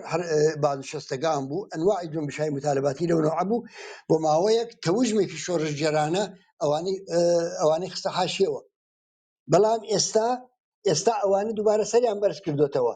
بەڵام ئەوەی ئێستا سەریان بەرز کردوتەوە دووبارە و جنبشی متالەباتی کاریگەران معلمان و ئەوانی دیکە هەر ئەوانی پێشوونین ئەو وەڵەن هاوسەنگی هێز بە قازانجیان گۆڕاوە ترس و وحشەت لە ڕژیم لە پرۆسەیەکی ئینقلابیدا ڕژاوە ڕژیمێک ئێستا دەبینن کە پاشەکشەی کردو بەرامبەر بە سامن دوای باسی دەستکەوتەکانی شۆڕشی ژینا دەکەم پاشەکشەی کردو بەرامبەر بە خودی شۆڕشی ژینا گەلێک پاشەکشەی دیاریکرا و بەرچاوی کردو ئەو جار تەنانەت ئاخرین بەیانیەی معلمان ئاخرین بەیانیەکانی کرێکارانی جنوب کرێکارانی سەنعاتی نەوت و بەشەکانیکە کە دەبینی هەمووی مۆریش هەمووی ڕادیکالتر و پێشکەوتوتر لەوانی دیکەیە تعدادێکی زۆرتر چهرە و کەسایەتی ناسرا و لەنا ئەو جنبشانە خەریکن دێنە ڕوو چ لە زینداندا جورئەت و شەهامەتیان دووبارە مەترای کردوونەوە چ لە دەرەوەی زیندان هەموو ئەوانە یعنی ئەمە بزوتنەوەی جنبشی ژینا ڕاستە لەو شکڵە دیاریکراوەیدا ئێستا زۆر بەرچاو نییە بەڵام لە هەر فرسەتێکیش کە بۆی هەڵبکەوێ لەو ئەشکالشدا خۆی دەردەخا دەزانێت لەکوێ پێشڕەوی بکە لەکوێ عەقەب نشینی بکە و لەکوێ تعەڕوز بکە لەکوێ دیفاع بکە ئەمانە ئەم سێ عنسورە بەیەکەوە بەکاردێنێ بۆ سەرکەوتن ناژنم بە شێوەی ئاگاهانە و نەخشە بۆ داڕێژراو بەکاری دێنێ بەڵام چۆتە ناو خوداگاهی جەماوەرەوە یعنی ئەوەی کە ئێستا مەسەلەن جوانان نایانە خەیابان ئەوە بە حسابی محافزەکاریاندا دامنێن ئەو بە حسابی ژیری و وریایاندا بنێن کە زەرفیەتەکان نێو ڕژیمان تاقی کردوەوە جارێکی دیکە توانای خۆیان هەڵسەنگاندووە توانای دژمنیان هەڵسەنگاندووە استراتێژی و سیاسەتی واقعبینانیان بە شێوەیەکی ئەمەلی داڕشتووە و ئێمە بەرەو ئەوە دەچین کە ئەمە ببێ بە ئاگاهی و ببێ بە شعور و وردە ببێ بە ڕەهبەری ئایا ئەو ئاگاهی و شعور و ڕەهبەرێ بە وجود دێ بەڵێ بە وجود دێ بە بڕوای من و لە ناوەوەی وڵاتیش بە وجود دێ خۆ هەموو کەس ئەوەڵین سوال کە بۆی پێشتی ئەوەیە کە ئەخرەوە بە دەرەجەیەک ئازادی و بە دەرەجەیەک فەزای ئازاد و دموکراتیکی پێویستە تا ئەو چێهرانە بتوان خۆیان نیشان بدەن بڵێ وایە بەڵام خودی ئەو جنبشانە و حرەکەتانە چ حرەکەتی داخوازی مطالباتی کە ئەوانش بە بڕای من سیاسی و ئەوانش لەو دەورەیەدا عملەن بەشێک لە شۆڕشی ژینان عملەن بەشێک لە شۆڕشی ژینان و دەبێت بیان بینە خانێ ئەوانە وردە وردە پاشەکشە بە ڕژیم دەکەن بە هەر دەرەجەیە کە ڕژیم پاشەکشە بکات تەوازنی خوا دەگۆڕێ و هەر میزانێکە لە تەوازنی گۆڕا چێهرەها و کەسایەتی های تازە دێنە ڕوو و ئەو چێهرە و کەسایەتی ئەنە تازە وردە وردە شکل دەگرن ئەوە پرۆسەی خەمڵینی هەموو انقلاباتێکە تئۆریەک نە من یا کەسێک کەزانی بۆ مندان هێنابێت ئەو پرۆسەی ئەو قابلی مشاهدەیە پرۆسەی خەمڵینی هەموو انقلاباتێکە انقلابات لە پرۆسەی تەکاملی خۆیاندا چێهرەهای خۆیان بە تەوری عەلەنی لە مەیدانی خەباتی جەماوەری معرفی دەکەن و ئەتمادیان پێ دەکەن و پێرەویان لێ دەکەن و ئەوە شکل دەگرێت ئەو پرۆسەیە لە زریان دڵنیام کە ئەمە لە ڕاوەستاندا نییە چونکە دەکوترێ جنبش فەراز و فرودی هەیە ڕاستە بە بڕای میش فەراز و فرودی هەیە زیگزاگە بەڵام زیگزاگێکی بەرەو پێشە ئەوەی ئێستا حد تەنانەت توانم بڵێم فرودیش نییە ئێستاش ناڵم یعنی ئێستا خامۆشبوونی شعلەکانی نییە ئێوە چاو لە تەلەڤیزیۆنی ئێران ئینتەرناسیۆناڵ مەکەن کە دەی هەویست وعدەی سەرکەوتنێکی بە پەلە و خێرا بە خەڵک بدا و هەر کەس چاوی لەو تەلەڤیزیۆنە کردبا مەسەلەن تەسەوری ئەوە بوو کە ئەمڕۆ یاسمینە لە ئێران تەکلیفی ئەو ڕژێمە یەکسەرە دەبێتەوە تەواو بووە بالاخره کەسانێک کە عمیقتر پرۆسەکانیان دەدی کەسانێک کە لەناو ئەو جامعەدا بوون و لەوێدا دەژیان ئەوان ئەو تەوهمات و تەسەوراتیان نەبوو ئەلبەتە خۆ تەبلیغات دەتوانێت ئەندازێک ئەو تەوهماتە دروستکە بەڵام ئێمە دەبێت وەڕای ئەو تەبلیغاتانە سیاست و استراتیژی خۆمان دابڕێژی نابێت جۆ بدەین بە ئێران ئینتەرناسیۆناڵ و BBC بەنا بە مەساڵحێکی تایبەت کە هەیانە بەو نۆعە وعدەی سەرکەوتنێکی ئەمڕۆ بە سبەینێ بە ئێمە دەدەن و بۆ ئەوەی کە خەڵک ئەگەر خەڵک لەواخەدا ناومێت نهایەتەن ئەگەر سەر نەکەوت ناومێت بێ تا فرسەت بۆ مەیدانداری کەسانێکی دیکە و جەریاناتی دیکە بخڵقێت ئەمە نابێ ئەوە بکەین و بنابەرین من پێم وانییە ئێستا بتوانین یعنی کەس بتوانێت بە شێوەیەکی مستەدەل و زانستیانە قسە لە شکستی شۆڕشی ژینا بکە بەڵام من بۆ ئەوەی کە نیشانی بدەم کە بە بڕای من ئەم شۆڕشە بەردەوامە تووشی هیچ نوع بەسەلا خۆشباوەڕی یا بە شەپڵاغا لە ڕوومەتی خۆسوڵاگرتن بەڕاستی نەبوو من مەجموعەیەک فاکتۆری عینی دەبینم کە نیشان دەدا ئەم شۆڕشە نەکە بەردەوامە بەڵکە دەستکەوتی گرانبەهاشی بەدەستێناوە ناڵم دەستکەوتەکان غێرە قابل هەڵگەڕانەوە بەڵام زۆریان بەڕاستی غێرە قابل هەڵگەڕانەوە مەسەلەن من پێشتر دانیان هەروە باز دەکەم ئەو بە نەزەرم دەگا یەکیان ئەوە کە پاشەکشەیەکی وەلەو مەحدودیشی بە دوژمن تەحمیل کردو ئەوە واقعیەتێک بڕۆ تەماشاکەن ڕۆژانی ئەوڵ کچیان دەگرت دەیان کورد ئەوە بەسەری ڕوود چۆتە قاوەخانەی ڕۆژانی ئەوڵ شۆڕشی ژینە جەوی شۆڕشی ژیناگرتوێتی و چۆتە قاوەخانەیەک ئەو خەریکە سوبحانە دەخوا بەسەری ڕوود بڕۆ ئێستا خیابانەکانی شاری تاران ئەوەی کە حەجامی بەسەرەوەی هەر ئەوەیە کە داوتەڵەبانە و ئاگانە لەسەری ناوە کەس نییە کە لە ترسانەوەی نات ئەو عەرسێکی مقاومەتە ئەو کچانەی کە لە خەیابانەکانی تاران و شارە گەورەکانی دیکە ئێرانیش لە دێهات ئەسەن مثل حیجاب وا مەترح نەبوو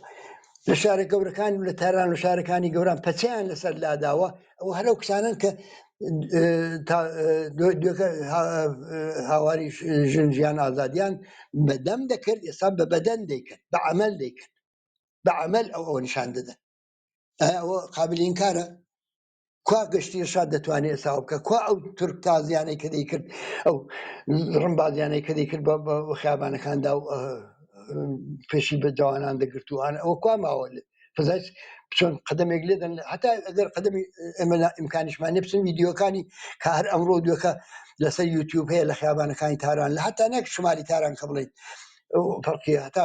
جنوبی تاران یا مەرکەزی تاران تەماشاکەن بزان ئەو مقاومەتە دەبین ئەوە بەرهەمی بە بڕای من شتێکە کە زۆر مهمتریشە لەوە ئەویش ئەوەیە کە شۆڕشی ژینا تەئسیری داناوە سەر ئەخلاقیاتی کۆمەلگا يعني رابطەی ژن و پیاوی ناڵم بە تەواوی لەو جامعە تەواوان گۆڕیوە، بەڵام تەغییراتشی ئەساسی تێدا پێکەنەوە، احترامی ژنی واقعەن بردووەتە سەرێ. واقعا ژن ئێستاس ینی لە هیچ کەس بۆی نییە، ینی زۆر قسە کە ممکنە زۆر کردەوە، زۆر قسە ممکن لە دڵی دابێت، لە ئەمەلی دابێت، ڕووی مەجلیسی نییە، دەبێ بیشارێتەوە. و ئەوە گۆڕانکاریی اجتماعی بە قازانجی ژنان و بە قازانجی بەشەریەتی عەداڵەت خواست بە ژن و بە پیاوە پێکاتوە. ینی پاشەکشەیەکی ناڵم زۆر هیچ کام لەوانە دەبێت هەموو قەیدێکی بۆدانێ، بەڵام شۆڕشێک بە چەند مانگ توانی بێتی ئەو جۆرە مناسباتی اجتماعی بگۆڕێ، ئەوە بەشێکە لە شۆڕشی اجتماعی، ئەو بەشێکە لەو شۆڕشی کە وتمان جیا ناکرێتەوە لە شۆڕشی سیاسی و دەمانبا بەرەو کۆمەلگایەکی دیکە، کۆمەلگای ئینسانی ئازاد و بەرابەر و مرەفە. نکتەیەکی دیکە کە بڕای من زۆر مهمە، ئینقلابی ژینا بە پێچەوانەی هەموو سەرهەڵدانەکانی دیکەی تا ئێستا ئینقلابێکی تەنیا نەفی نەبوو، بەڵکە ئیسپاتیش بوو. ژن ژیان زندگی ئەو شعارە، ئەم شعارە تەنیا شعارێک نییە بۆ ڕوخاندنی ڕژیمێکی خودکامە، بەڵکە شعارێکە بۆ جایگوزینکردنی شتێکی پێشکەوت و خوازانە و متەرەقی. لە نەتیجەی ئەو شعارەیە، ینی ئەو تەرحی ئیسپاتی کە ئایندەی ئەو وڵاتە، ئایندەی ئەو خەڵکی ئەو وڵاتە دەبێت چۆن بێ، لە نەتیجەی ئەوەیە کە ئێستا ئەنواعی گروپ و دەستە و خەڵکی جۆراجۆر و ئەحزابی سیاسی و گرایشاتی اجتماعی و هەمووی ئەوانە کەوتونە سەرافەتی ئەوەی کە منشوری خۆیان ڕاگەیاندن. ینی بڵێن ئایندەی ئێرانیان چۆن دەبێت و دەیانەوێت چۆن ئەو وڵاتە ئیدارەکەن. و حتا قسە لەسەر ئەوە دەکرێت ئەگەر هەر لە ئێستاوە قانونی ئەساسی ئایندەی ئێران بنووسێتەوە و دانەندرێ بۆ 2000. ئەوە خۆی حاصلی ئەو شۆڕشێ، ئەوەی کە باسی حقوقی میلەتان دەکرێت. ئێستا باسیەوە دەکرێت کە خەڵکی کورد دەبێت منشوری داخوازیەکانی خۆی لە دەوڵەتی مەرکەزی ڕوون بێ، خەڵکی کورد دەبێت منشوری خۆی بۆ ئیدارەی جامعەی کوردستان ڕوون بێ. ئەوە بەرهەمی ئەو شۆڕشی ژینایە کە ئیسپاتی بوو. من دەمەوێت بڵم ژیان ئازادی ئەم شعارە ئیسپاتی بوونی خۆی، ڕوحی خۆی، ڕوحی بنیادگەر و سازەندەی خۆی بردە ناو ناخی کۆمەلگا و ئەحزابی سیاسی و تەوقعاتەی مەترا کرد و ئەوەیە کە هەموو کەسە ئێستا بە شێوەی خۆی و بە زمانی خۆی هەوڵ دەدا. دەستکەوتێکی دیکەی شۆڕشی ژینا کە زۆر مهمە بۆ سەرکەوتنی ئێمە، ئەویش وەحدەت و هەمبەستگیەکی بێوێنەی لە ئێراندا پێکەنا، زۆر قسە لەسەرەوە کراوە. ئیتر ئەوە کە مەسەڵەن خەڵکی کورد وەختێک ڕوو لە خەڵکی بەلوچستان دەکا، ناڵێ من حەقمە جیابمەوە لە بەلوچستان، دەڵێ چەشم و چراغی یەکترین، دەڵێ پشت و پەنای یەکترین. وەختێ ڕوو لە کوڕیشا دەکا، ڕوو لە سەڵتەنەت تەڵەب دەکا، ڕوان دەڵێ دەم بۆ حەقم بۆ بەرەسمێ بناسی. بەڵام وەختێ ڕوو لە خەڵکی ورمێ دەکا، شان بەشانی خەڵکی ورمێ ژمارەی کوردەکان و تورکەکان ناژمێرێ، لێکیان جیاکاتەوە. ئەو هەمبەستگی کە ئێستا لە بینی ئازەربایجان و کوردستان پێکاتەوەی بینی وستانەکانی دیکە ئێران و بینی ئەمانە سەرەتاکانی دابینکردنی مەلزوماتی سەرکەوتن. یعنی لەواقعدا دەتوانم بڵێم وەحدەت و هەمبەستگی کردە گفتمانێکی جدی. ئەو بۆ گفتمانێکی جدی کە ئەو وەحدەتە چۆن دەپارێزرێ، هەر ئێستا قسە لەسەرەوە دەکرێت کە ئەگەر دەتانەوێت ئەو وەحدەتە باش پارێزرێ، نابێ حقوق هیچ میلەتێک ئینکارکەن، تەنیا لەو سوورەتەدا کە هەمبەستگی دەپارێزرێ، نابێ حقوق هیچ بەشێک لەو کۆمەلگایە پاماڵ بکرێت بۆ ئەوەی ئەو هەمبەستگی بپارێزرێت. ئەو هەمبەستگی زۆر مهمە، دەبێ وەکو گلەنی چاومان بیپارێزی. بە بڕای من شۆڕشی ژینا هەر دەرەجەیەک لە ئاشفتگی و لەسەر لێشێواوی کە ئێستا لە سفوفی دوژمندا بیبینین، ئەوە حاصلی شۆڕشی ژیناوی چیک. ینی ئەوەی کە مەسەلەن دەبینی مەدرسەکان منداڵانی مەدرسە مەسموم دەکەن و دوایە خامنەی بە فەرمانێک ڕای دەگرێ و دوایە ئەمە سەر لێشێواوی نەبێت چێن. ئەمە حاصلی شۆڕشی ژیناکە وای لێکردوم. یا هەر ئەوەندە ئەگەر فاکتەکانی ڕاست بێ ئەوەی کە لە ئەو ئەسناد و مەدارەکەی کە دەرکەوتووە کە زەلزولاتی ناو ڕیزەکانیان پەیدا بووە، ئەوە سەرەتاکانی ئەوە یەکێک لە خشتەکانی سەرکەوتنە، خشتی ئەوەڵ و دووەم و سوەمی بەرەو سەرکەوتنە، کە وایە شۆڕشی ژینا خەریکە خشت لەسەر خشت دادەنێ بۆ سەرکەوتن، نەکرد شکستی نەخواردووە. بڕای من شۆڕشی ژینا تەسیراتێکی گەورەی منتەقەیشی بووە. ئەترەوە دەزانن لە سەتی دنیادا چۆین دەنگداوەتەوە و نێونێوبانجی لە هەموو جگایك دەرچۆوانە. من دەڵێم حتا بجگە لەوانە تەسیراتی سیاسی و شۆڕشش مەگەر جمهوری ئیسلامی دەستی هەڵ نەگرتووە لەوەی کە دەستی وەردا لە کاروباری یەمەن لە نەتیجە بە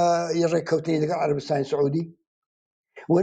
بۆ نازانین کە ئەوەی کە دەست لە هاوکاری لەگەڵ حوسەکانی یەمەن هەڵگرێ ئەوە سەرەتای کورتکردنەوەی دەستێتی لە باقی شوێنەکانی دیکەی ناوچەکەش دەست درێژەکانی کە ناوچەکەدا دیکە دێ ئەمەی لە کێوە پێتەحمیل بوو خۆ تا پێش شۆڕشی ژینا هەر شیرروتیری لە عەرەبستانی سعودی ئەوەندە چێشا و تازە هێشتا جارێ ئاورەکانی ئارامکۆ نەکوژا بووە پێش شۆڕشی ژینا دەستی پێکرد. دەمەوێت بڵم کە ئەمە تەنانەت پەروباڵی جمهوری ئیسلامی لە سەتی منتەقەیشدا خەریکە تەوازونی خوای ناوخۆی وڵاتە گۆڕی بە نەفعی جنبشای متالەباتی بە نەفعی داخوازەکانی دیکەی خەڵک لە حرەکەتای دیکەدا خۆینشاندا و لە سەتی منتەقەیشدا هاوسەنگی هێزەکەی بە خازانجی بەزەرەی جمهوری ئیسلامی و لە نهایەتن بە خازانجی خەڵک گۆڕی و جمهوری ئیسلامی خستە موقعیەتی پاشەکشەوە. لە ماوەی کە ماومە چەند نوکتەیەکیش باز دەکەم لەسەر مەسیە و موقعیەتی ئۆپۆزیسیۆن و باقی وەختەکەدا دەنێن بۆ ئەوەی کە لە قالبی پرسیارەکاندا ئەحیانەن باز جەنبەیەکی بەحسەکە ناڕوون بێ ڕۆشنی کەمەوە. سوالێکە بۆ هەموو کەس ئێستا مەترەها خۆ بۆ ڕژیمە یەکی لە دلایلی نەڕووخانەکەی ئەوەیە کە خەڵک سازماندراو نیە بەجێ خۆی ڕاهبەری شکلی نەگرت و ئەوەش هەیە بەڵام ئۆپۆزیسیۆنێکیش هەیە. جمهوری ئیسلامی خۆتان دەزانن لە ماوەی ئەو ساڵانەدا ئۆپۆزیسیۆنێکی زۆر بەربڵاوی بۆ خۆی دروست کردووە. ئیتر لە ئەوانەی نێوخۆیەوە بگرە ئیسلاح تەڵەب بوو ئەوانە تا دەگاتە تەبەقاتی سەرمایەدار و تەبەقاتی دارا و هەمووان. ئەخر تەبەقەی سەرمایەدار مەسەلەن بۆچی دڵی بۆ ڕژیمە خۆش بێ نەڕێگای پێ دەدا اقتصادی لەگەڵ اقتصادی جیهانی تێکەڵاو بێ لەو گرتووی و هەم پێوەستەجێی اقتصادی جیهانیدا خازانجی هیچ سەرمایەداری تەنیا لە حوزەی داخلی خۆیدا تامین نابێ لەو شرایطەدا کە چەند هەزار و یەک وەربەستی بۆ هێناوە بۆ بۆنەی سیاستایەکە گرتوێتەوە لەوە بگرە تا دەگاتە ئەقشاری خواراوتری جامعە ئۆپۆزیسیۆنێکی گەورەی لە خۆپێنە تاوجێک کە بە سازمانهای سیاسی ئۆپۆزیسیۆن مەربوط دەبێ دەستەبەندیەک دەتوانین بکەین ئێمە بەڕاستی یانی چەند دەستەبەندی دەتوانین بکەین. دەستەبەندی هەیە ئەویش ئەوەیە کە ئۆپۆزیسیۆنێک کە دەیانەوێت لەو ڕژیمە عبور بکەن لەو بەسلاح دەیانەوێت خوازیاری ئەوەی خۆیان دەڵێن بەرەندازی ئەو ڕژیمەن بەبێ ئینقلاب بەبێ واردکردنی عنسوری ئینقلاب و لە ڕێگایەکی بە قەولی خۆیان ئاسانتر و کەم دەردی سەرتر بە شێوایەکی غەیر شێوەهای ئینقلابی. ئەوە بەشی لە ئۆپۆزیسیۆنی ئێران کە ئەوانە پایە ئیجتیماعی خۆیان هەیە نەکە پای تەبەقاتی بەڵکە لەسەر ئەو ترسەی کە خودی جمهوری ئیسلامی لە دڵی خەڵکدا ناوێتەوە لە ئینقلاب لەسەر ئەوە سەرمایەگوزاری دەکەن. دەزانن کە خەڵی لەوە دەترسێ و ئەگەر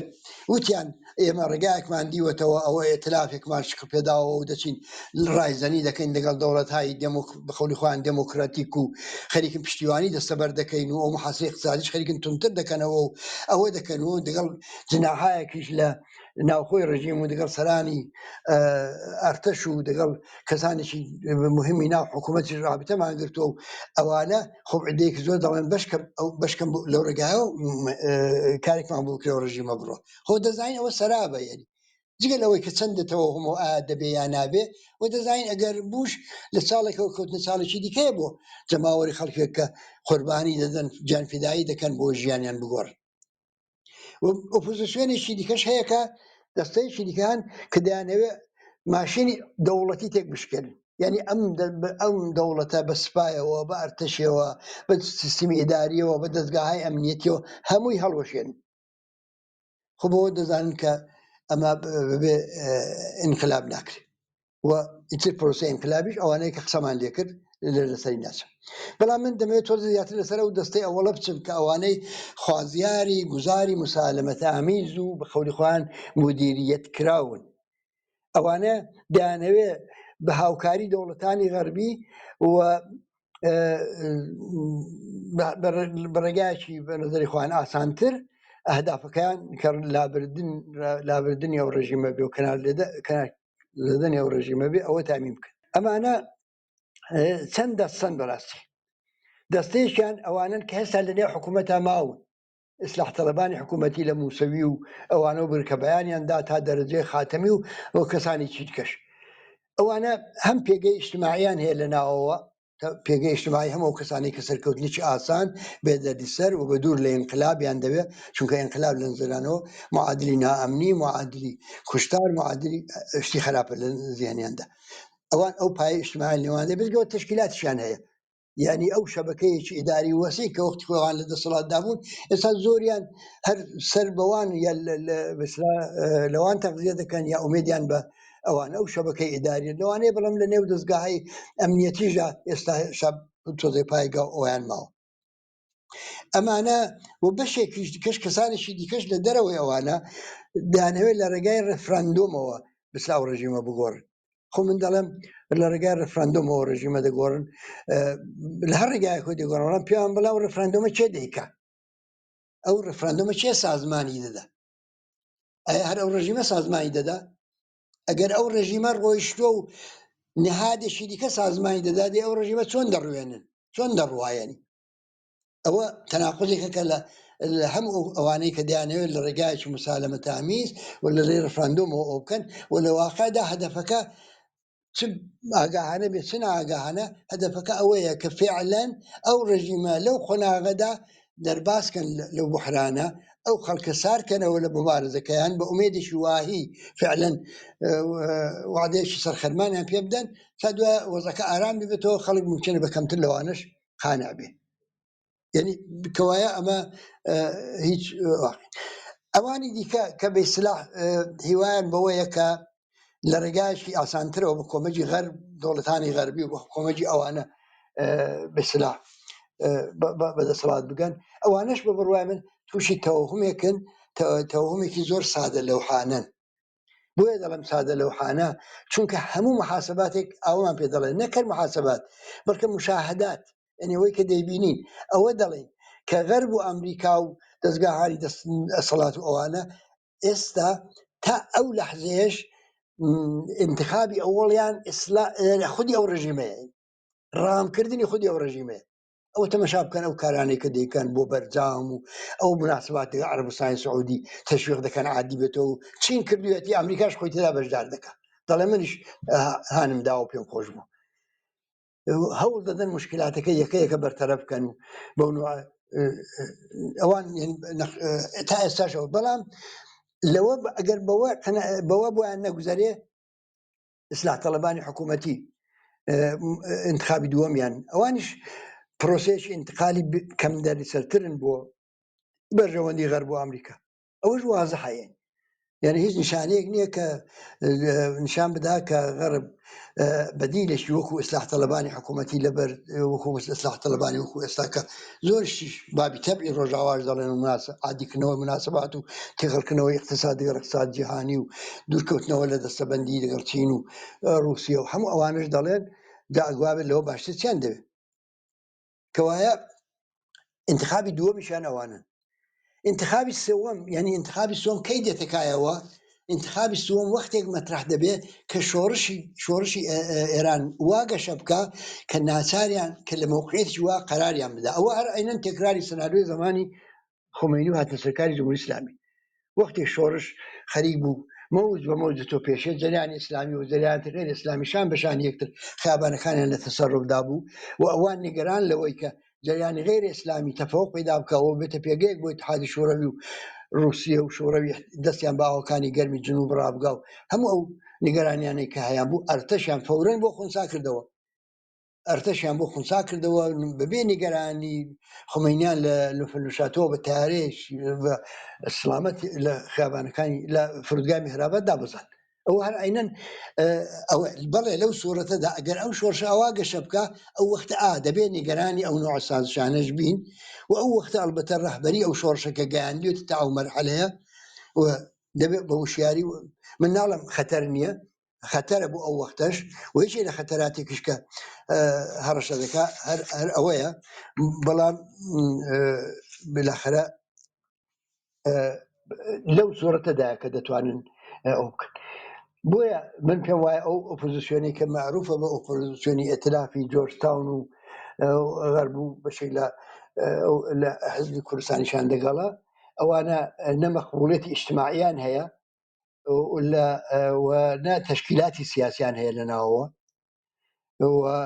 کە بە پشتیوانی ئەوانە بتوانن ببن بەوە بکەوە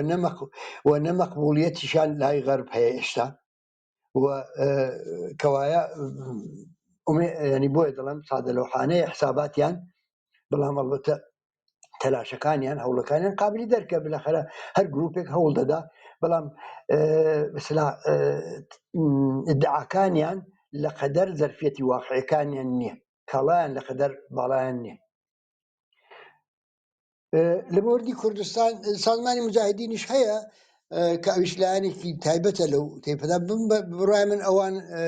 ئۆتۆماتیک دۆڕاون لەو قەزیەدا بەڵام بەهەرحاڵ تەنیا ئومێدێک هەبێ ئەوەیە کە ئەوانیش لە پاشاگەردانی داهاتوو ئێران لە هەرجومەرجی داخلی ئێران لە بێسەروبەرایی لە تەبدیلی ئەو بحرانە بە بحرانێکی خراپ و لە کۆنتڕۆل دەرچوون هەرچی خلاصە ئەوەی کە مثلا لە وڵاتاندا کەوەش لە ئێران زۆر بەعیدە زۆر ینی هەموو فاکتۆرەکان بێ بەدەڵ ئەوە لە ئاسۆدانە فقط لەوەدا ممکنە ئومێدێک بەدی بکەن ئەوەش نییە ئەوانیش ئێستا هەر هەوڵ دەدەن بەشکەم ببن بە بژاردەی ئەمریکا و غەرب لەو کێشانەدا. سەبارەت بە ئۆپۆزیسیۆن لە کوردستانیش چەند نوکتەیەکتان عەرز بکەم. ئەحزابی سیاسی لە کوردستان لەگەڵ ئەوەشدا کە باسم کرد نقطەی قووەتی شۆڕشی ژینا بوون ینی ئەوەی کە عنسوری ئاگاهی و ڕەهبەریان بردە ناخی ئەو بەشی کوردستانی ئەو شۆڕشەوە لەگەڵ ئەوەدا نقطەی خەتەریش لەگەڵ ئەوەدا نقطە زەعف و هەوکاتە بە بڕوای من چاک هەردووشی لە ڕێدایە بۆ دەبێ بزانین بەرەو کوێمان دەبا. جارێ ئەگەر تەفرەقەی نێو ئەحزابی سیاسی کوردستان پەرە بستێنێ ئەگەر شۆڕشێک لە کایەدا نەبێ و خەبات نەبێ و بەڵام ڕژیم زەعیف بێ فەزای سیاسی کوردستان بە وەسیلەی هێزی چەکدار داگیر دەکرێت لە غیابی شۆڕشی خەڵکدا و لە زەعفی دەوڵەتی مەرکەزیدا هێزی چەکدار دەبێتە مەیدانداری عەرسەی کوردستان و ئەوە یەکێک لەو احتیمالاتەیە کە ناتوانین لە بەرچاوی نەگرین. دەوڵەتی مەرکەزی زەعیفە خەڵکیش بەو شێوەیە کە ئێمە گەرەکمانە لە مەیداندانیە تا هێزی چەکدار و سازمان چەکدار فەرعی کاتەوە بخاتە پراوێزەوە یا پێشی زیادەڕەویەکانی بگرێ ئەو نیە لەو سۆرەتەدا ئەوان دەبنە مەیداندار و ئەوە دەبدیل لەبێ بە خەتەرێک بۆ داهاتووی بۆ داهاتوو دەبێ ئەمە خەتەرە بناسین و دەبێت بزانین چۆنی خونسا دەکەینەوە چۆنی پوچەڵ دەکەینەوە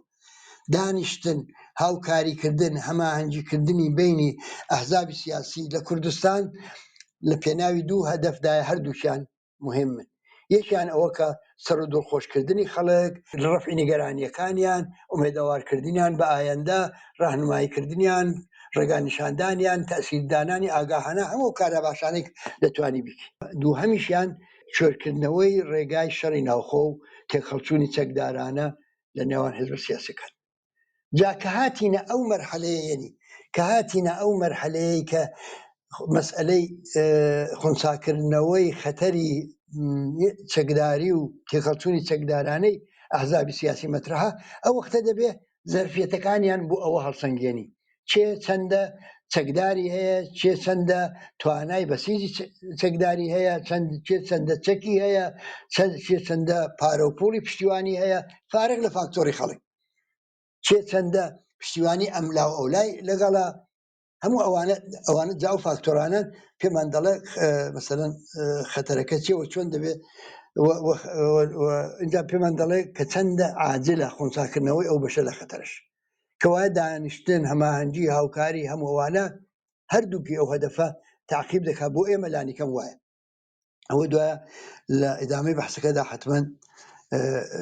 قسەی لێ دەکەین. نکتەیە کە باس کرا لە ئاخری قسەکانی هاوڕێک محەممەدی خاچیەوە ئەوە بوو کە ئەگەر جناحی ڕاست لە فکری ئینسجامی خۆیدایە و ئەوانە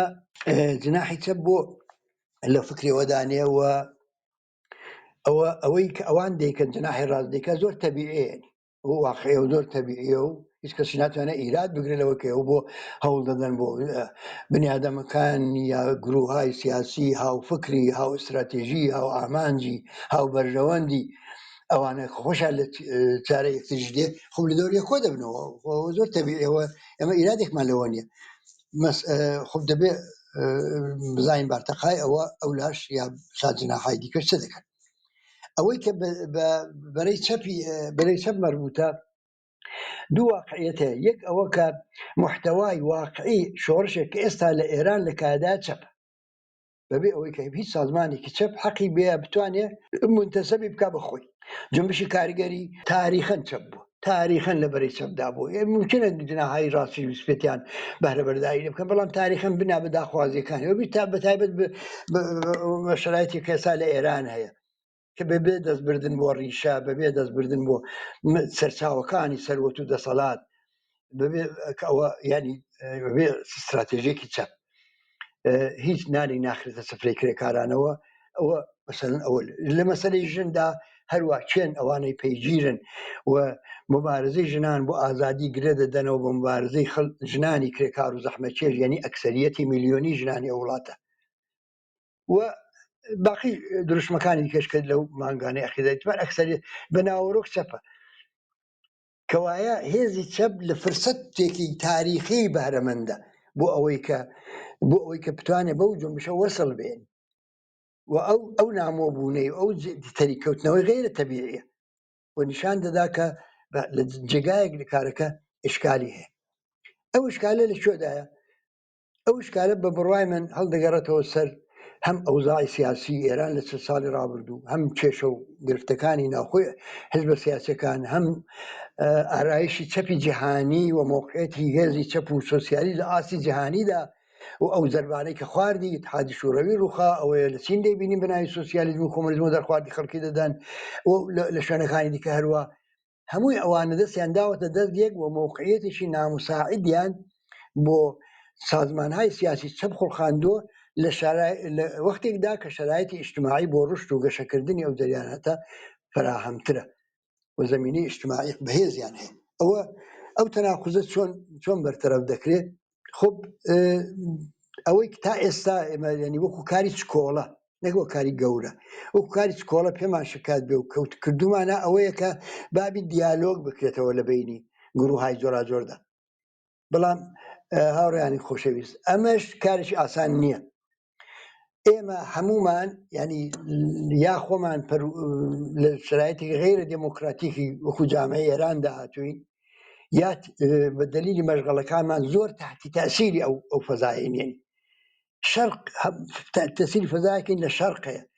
فەزای ینی دیکتاتۆریەت و سەرکوت چۆتە ناو دەروونمانەوە چۆتە ناو نفوزی کردو ناو ئەفکار و کونهی بیرروبۆچوونشمانەوە و فەرهەنگی سیاسیشمانی گۆڕیوەیەن دەمەوێت بڵم دیکتاتۆریەت هەر ئەوە نییە مستەقیمەن سەرکوت بکە ئەوەیە کە فەرهەنگەکەشی خۆشی دەباتە ناوتەوە ئەوەی کە دەبینی لە ناو حزبێکی سیاسی مەسەلەن بۆ نمونە وەکو حزبی ئەمەدا وەکو حزبی ئەمەدا یەک دەرەجەی چکۆڵە لە ئیختلافی نەزەر تەحمل ناکرێت و بە ناوی مەسەلەن جناحی چەپ و جناحی ڕاست و ئەملاو ئەولاو هەزار تا ئەو مەرزی ئینشعاب دەیبا و لێکی جیا دەکاتەوە و ئەوەی دەبینی لە ناو سازمانهای سیاسی دیکە ئێرانجا هەر ئەوەیە ئەمە نیشان دەدا فەرهەنگی دیالۆگ و گفتوگۆ و بەحسی متەمەدینانە لە ناو ئەحزابی سیاسی چەپدا هێشتا نەبووتە باو بە ئاسانی لێک هەڵدەپڕژێن بە ئاسانی کۆبوونەوەیەک تێک دەدەین کۆبوونەوەیەک بەجێ دێڵین جەلسەیەک تەرک دەکەین چونکە ڕەفیقە پاڵدەستەکەمان یا ڕەفیقە هاوپەیمانەکەمان یا نازانم حزبە پاڵدەستەکەمان شتێکی وای کتۆ یەک دەڵێ مەجلیسی موسسان یەک کتۆتی شوڕای سەراسەری وڵای من لەسەرەوە بووینە دوو حزب یەک کتۆتی دموکراسی مهمە یەک کتۆتی نا ئەوڵە سۆسیالیزم مهمە دوای دموکراسیەوە کاکە ئەوانە حزبەکەت بۆ تێک دەدەی بۆ لەسەر ئەوانە دیالۆگ ناکەی مەخصوصمەوەیە نەبوونی ئەو لەسەرەوە زۆر ناسم نەبوونی ئەو فەرهەنگەیە هێشتا ڕێگا نادا کە ئێمە زمانێکی هاوبەش پێداکەین. بەڵام هەمووی ئەوانە بە یەک شەپۆلی شۆڕش دەشۆرێتەوە، یعنی شۆڕش و ئینقلابی سیاسی و اجتماعی لە وڵاتی ئێمە دەتوانێت ئەو مەسائلە هەمووی بە سرعت فەرعی کاتەوە. هەر لە ماوەی ئەو 4 مانگەی شۆڕشی ژینادا بزانن چەندە هەر ئەو هەستە جوڵاوە لانی کەم جوڵاوە، ئەویش لە مقابلە دەگەڵ ئەو هەموو سەرسەختیە کە هەبوو لە بەرابەریدا. من دڵنیاتان دەکەم ئەگەر شۆڕشی ژینا 6 مانگ زووتر ینی پێش ئینشعابەکە ئێمە ڕوویدابا ئینشعابی ئێمە نەدەکرا خاتر جەم بێن زۆرێک لەوانی ئێستاش کە زەمینە خوڵقاوە بۆ دانیشتن و بۆ گفتوگۆ و بابەوە ڕاستەکان هەموو کۆبوونەوە منشوریاندا هەموواندا ئێستا منشورێک لە ناوەوە ئەدەیەک دەینووسن بار شقلێک دێن دەرەوە هەموو بەپەلە دەچن تەیدی دەکەن پشتیوانی لێ دەکەن هەموو ئەوانە